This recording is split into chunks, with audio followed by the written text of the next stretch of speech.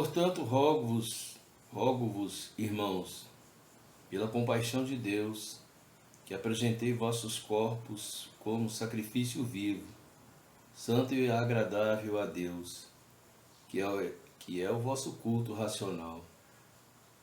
E não vos conformeis com este mundo, mas transformai-vos pela renovação do vosso entendimento, para que experimentais qual seja a boa, agradável e perfeita vontade de Deus.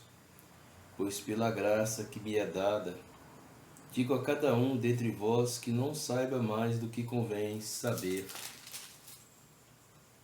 mas que saiba com moderação, conforme a medida da fé que Deus repartiu a cada um. Assim como em um só corpo temos muitos membros, mas nem todos os membros têm a mesma função.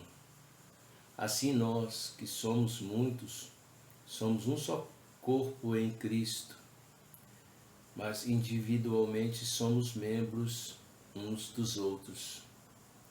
Temos diferentes dons, segundo a graça que nos foi dada. Se é profecia, que seja segundo a medida da fé. Se é ministério, seja em ministrar, se é ensinar, haja dedicação ao ensino.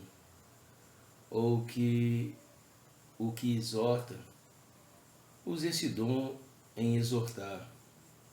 O que reparte, faça-o com liberalidade. E o que exerce liderança, com cuidado. O que exerce misericórdia, com alegria. Eu estava refletindo, ou melhor dizendo, eu parei para refletir acerca desse texto que nós lemos no livro de Romanos, no capítulo 12, a partir do primeiro versículo. Mas eu estava refletindo sobre uma dura reprovação de um amigo meu.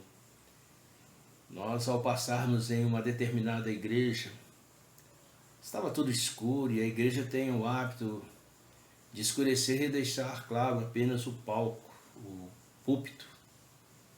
Algumas meninas estavam dançando, mas o que me chamou a atenção é a parede preta no fundo dessa igreja.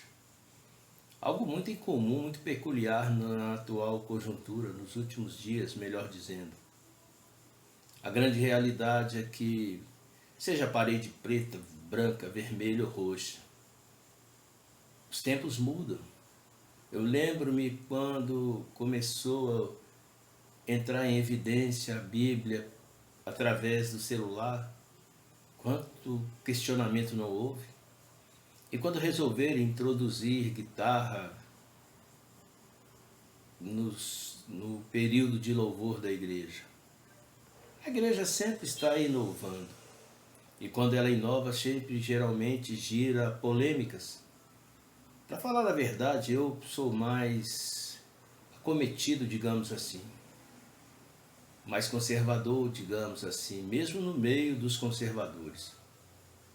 Eu não me sentiria à vontade numa igreja de parede preta, mas nem por isso devo questionar aqueles que assim o fazem, desde que os seus testemunhos de vida sejam testemunhos de vida que honrem a Deus. Os tempos são outros, nós vimos nossos jovens com um outro tipo de filosofia de vida totalmente contrária a dos idos dos anos de 70, ou melhor dizendo 80, 90, 60, 70, 80, 90. A cada década existia um tipo de comportamento. Eu costumo dizer que aquilo que é moral, as questões morais são atemporais. E as questões que são de comportamentos, o que muitos têm como usos e costumes, são questões temporais. Eu falei e me parece que eu cometi um equívoco, porque eu disse que as questões que são morais, essas sim são atemporais. Não sei se foi isso que eu disse no início, mas enfim.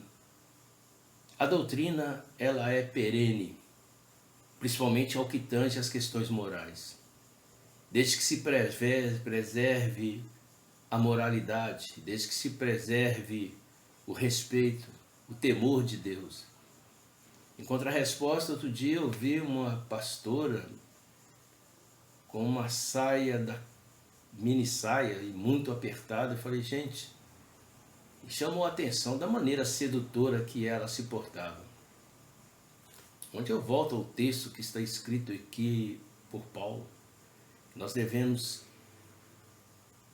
ofertar a Deus um culto verdadeiro, um culto racional.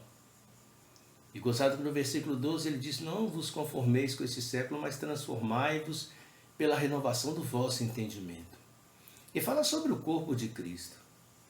E quando eu penso em transformar é justamente nas questões da moralidade da igreja. Seja a parede preta, roxa, branca ou amarela. O importante é que demonstre todo respeito e leve a igreja a ter um testemunho idôneo, um testemunho ilibado, o que infelizmente tem sido tão difícil. Às vezes nós deparamos com determinadas igrejas cheias de normas, mas a liderança está pervertida, vivendo no adultério, na prostituição. O que me entristece muito é que a igreja hoje já não fala tanto contra o pecado do adultério. Quantas vezes nós vemos líderes no altar e a amante do lado da sua esposa?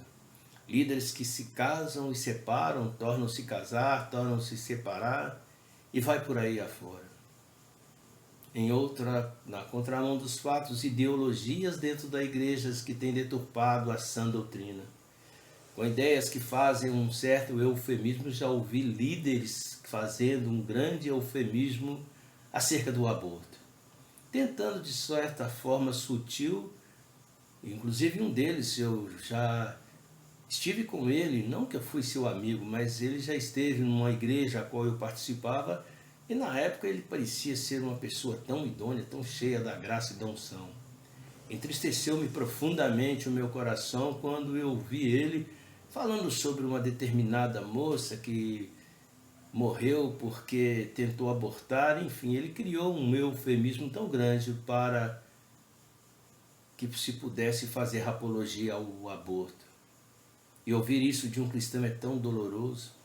Pela mesma forma também, quantos não foram pessoas que trouxeram mensagens que me edificavam e hoje tentam mesclar o homossexualismo como prática de vida dentro da igreja. E tantas outras ideias que estão deturpando esta mesma igreja com esses ideais progressistas. Quando eu falei sobre a prostituição, o adultério, me entristeceu muito porque eu me lembro quando nós somos jovens ou quando nós somos novos convertidos, nós ficamos tão sedentos e havia uma igreja muito rígida. E essa igreja, eu gostava de ir nessa igreja nas vigílias da igreja. E enfim, outro dia eu vi que um dos seus líderes estava vivendo uma vida de promiscuidade, enfim. Eu não julgo pessoas, mas avalio comportamentos. Sei que também sou passivo de falha, sou passivo de erro, como todos nós somos. Mas o que eu quero colocar em questão aqui é justamente as observações que estão sendo preteridas quando leio o capítulo 12 e vai por aí afora. Quando nós lemos todos esse capítulo 12, escrito por Paulo, testificado no livro de Romanos, nós entendemos que somos o corpo de Cristo e que devemos agir de forma idônea, seja para ministrar, seja para ajudar ao próximo. E quantas igrejas demagogicamente ficam falando dos seus feitos, quando no fundo tudo que fazem é arrecadar fundos para a sua liderança, para que elas possam viver uma vida de forma nababesca, adquirindo carros, adquirindo aviões, mansões, fazendas. E eu me lembro de uma palavra tão simples quando Jesus disse: do que adianta o homem ganhar o mundo e perder a salvação? E eu me pergunto, o que será da minha vida daqui a 50 anos? Se eu ainda estiver, quando não estiver mais aqui nesta terra. E o que será desses líderes? Será que seus tesouros serão enterrados com eles? O que me reporta uma história, não sei se é verídica, de Alexandre. Não vou me lembrar aqui na íntegra, mas diz que ele queria ser enterrado com as mãos para fora e seus bens fossem despojados pelo caminho e seria levado o seu corpo por médicos, enfim. Ele queria dizer que queria ir embora com a mão abanando porque nada conseguiu, não levaria nada. E queria ser levado por médico porque os médicos não conseguiram sustentar a sua vida, enfim. A questão aqui não é essa. Se é verdade ou não, se é apenas um mito, eu não sei. O que eu sei é que falam de mim. O que será da minha vida? O que será desses líderes que hoje têm carros, jatos particulares, que têm aras, que têm fazendas e que têm um monte de coisas, esquecendo de investir no que eu acho tão profundo, que é o meu sonho de consumo. Investir em missões, investir em clínicas, por exemplo, um exemplo a se citar, clínicas para drogados. E quando se assim faz, pouco importa se a parede é preta, se a igreja é de parede preta, se os jovens hoje têm um tipo, eles falam que é o chip, outros falam que é a igreja, eu esqueci o nome agora, a igreja de Church, eu não me lembro aqui. Nós somos o corpo de Cristo e devemos, acima de tudo, preservar a moralidade, a doutrina que está aqui. Porque as questões morais, para terminar, elas são atemporais. Usos e costumes, desde que esses usos e costumes não coloquem, não levem a igreja ao pecado. Aí eu me volto às mulheres que às vezes aparecem desnudadas, esses jovens com suas roupas insinuantes, pastores que portam de forma, aí sim, repreensível, porque estão levando a igreja a ter tendências para o pecado. Quanto mais simples nós formos, melhor será para o nosso testemunho. Bendito seja o nome desse Deus maravilhoso chamado Jesus Cristo. Amém.